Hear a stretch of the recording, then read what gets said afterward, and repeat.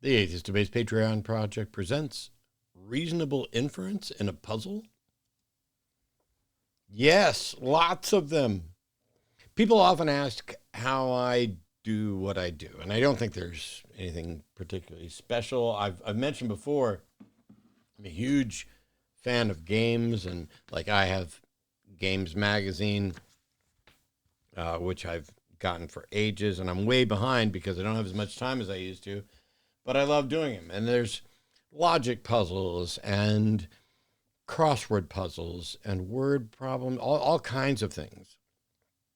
And I do the New York Times crossword puzzles, and I do Wordles and Sudokus, and I play games that involve strategy and fixing stuff.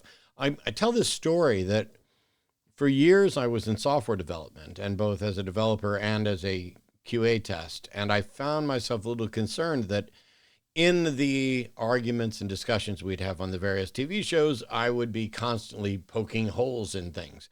And in my day job, I would be constantly poking holes in things. And I was worried that I was just completely surrounded by negativity of, oh, let's find every way that this is broken. And I realized that you can't figure out how it's broken and how to fix it if you don't know what it should look like if it were working correctly. And so I got over my little anxiety about struggling in negativity and realized that no, it's in fact, it's positive and it's training. I'm going to show you guys a puzzle. Some of you will be familiar with it. If you are already familiar with this, try to think back to the time that you weren't, briefly.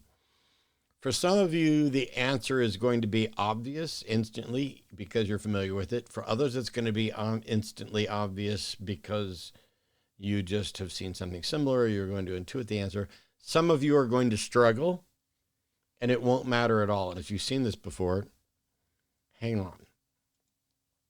So this image is a parking lot, and there is a car parked in that parking lot. Now, the numbers on the parking lot are a little strange because it's 16, 6, 68, 88, and 98. And the question then is, what number would you infer is painted on the spot where the vehicle currently is? For me,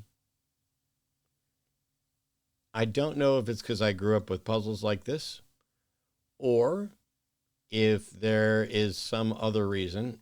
For me, this one is almost instantly obvious.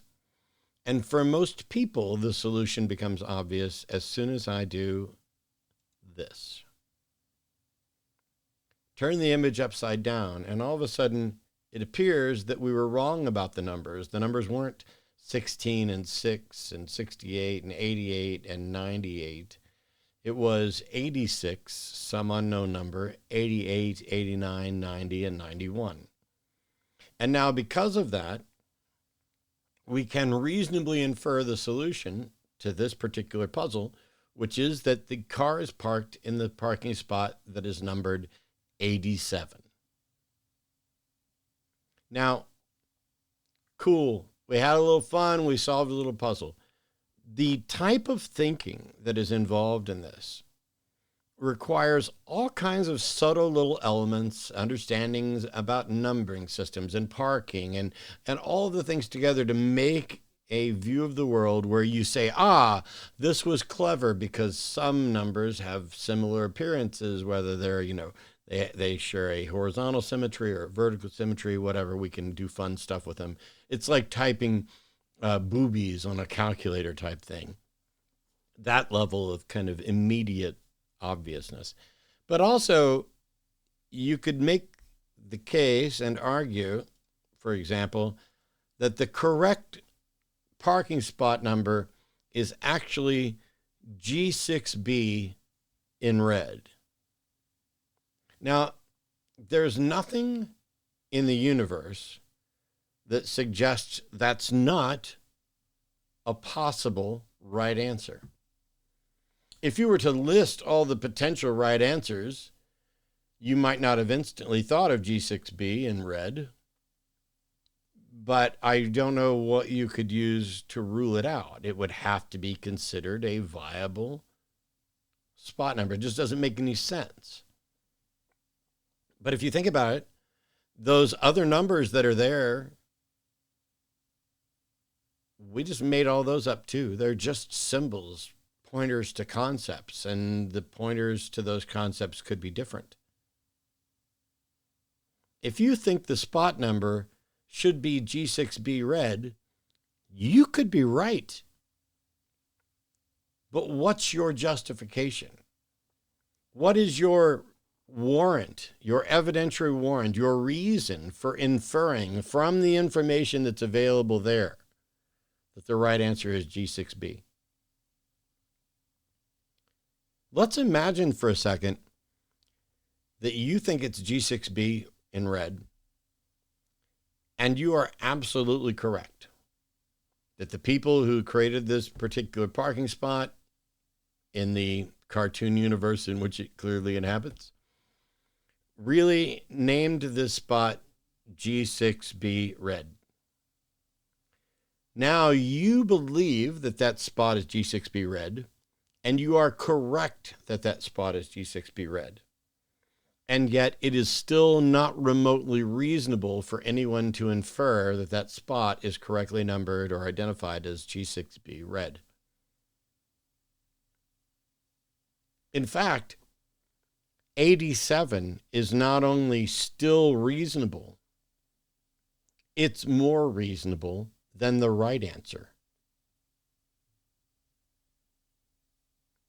1 million people standing around saying, of course the right answer is G6B red, will not make that answer any more obviously, reasonably correct. And 1 million people standing around saying it's definitely not 87 will not make that issue any more unreasonable. It is the facts of reality that make that answer reasonable or unreasonable. And nothing about that's going to change until 87 stops being the more reasonable inference. If you can come up with a system by which you can show that G6B red is in fact not only correct, but is in fact more reasonable, great. But until then, 87 still wins out as the reasonable inference. If you look at this puzzle and it was instantly obvious to you, that's already explanation enough. If you've looked at this puzzle and it was more difficult for you to start with, but as soon as somebody said, hey, here's the explanation, let's turn it upside down, and you can see that, oh, there's information that you had access to but was being kind of disguised and or presented in a way that was confusing or ambiguous. And when you sorted it out, you got it. Even if you were someone who didn't understand the initial explanation, I'm going to bet that you understand it now and that you understand why the most reasonable answer is that the parking spot for the car is 87. And I'm thinking that even those of you who had difficulty with it could print this out, lay it down in front of someone, and go through the puzzle, the riddle, with them, and then show them the right answer.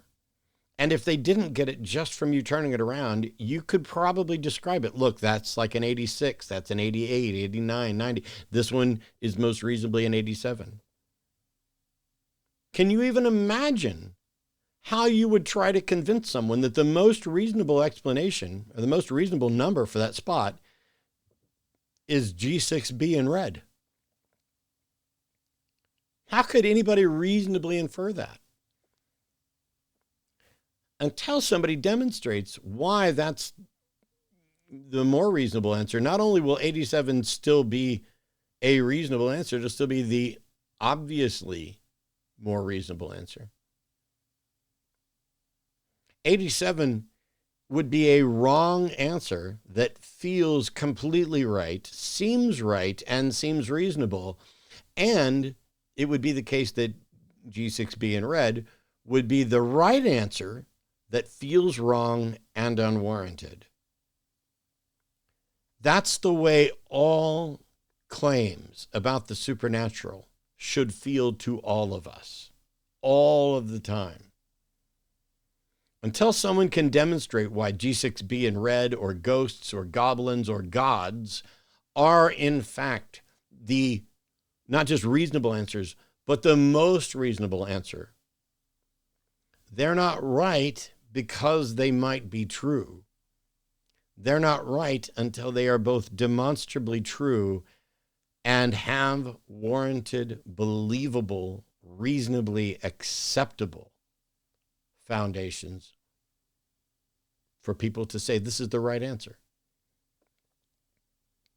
Because I picked G6B red out of my head, but what if instead of that, somebody said, ooh, it's actually 24. It's a different base. It's a different number system. I know it looks like the Arabic numerals you're used to. In your system, it would be 24. Maybe there's a number of songs that somebody had that was, maybe this is a parking lot for a musical artist who had a song called 86 and a song called G6B red and a song called 88 and a song, who knows? You can come up with any post hoc rationalization, and there may be some world under which all of that comes together to make the most reasonable explanation. But until then, in this world, whether it's right or not, 87 is the instantly obvious, most correct answer, even if it's not in that fake reality, the actual answer. That's how we go about using puzzles to train our brains to ask questions, to say, wait, am I looking at this wrong? Should I close an eye? Should I turn it around? Should I ask questions that I've never asked before? Is this taking place on Earth? Is this even a parking lot with parking spots and a car? Because it's just a quick diagram that somebody did up in Photoshop real quick. Boom, boom, boom. Asking questions rather than going with the instantly obvious is how you get to solve things until it gets to a point where some of these puzzles are in fact instantly obvious. So that when you see this, you're like, oh, yeah. Those numbers are upside down. That's 87. Yeah, good job. Cool. It's nice when we can do that about really important things and not just puzzles. Oh, yeah, I understand. Vaccines don't cause autism. That was some misinformation, and here's the facts on it, and boom, we're now done with that. It would be nice if presenting the factual information that cured people's misinformation and flawed conclusions would get them to actually change their mind. And for some individuals, it may. But for society, the lie and the confusion lingers and wafts like a fart that just won't go away. And so you have to keep wafting. Oh, let's open a window. Let's do this. We're constantly having to make up for flawed thinking. So just don't stop. Do the puzzles. Have the fun. Figure out all the things that you can do that allow you to ask questions that are somewhat oblique, that are somewhat out of the box. Ask the weird questions and then rein yourself back in. Get back to reality. Don't just sit out there in weird land forever, or you're the person that nobody wants to chat with because you're just too weird. But yeah, that's a puzzle, and it should feel as weird to you for someone to say that the right answer is G6B red as it is for someone to say to you that the reason that everything exists is because there's a magic man that exists outside of space and time who can do anything. Really? Really? That dog won't hunt. We'll see you next time. Take care.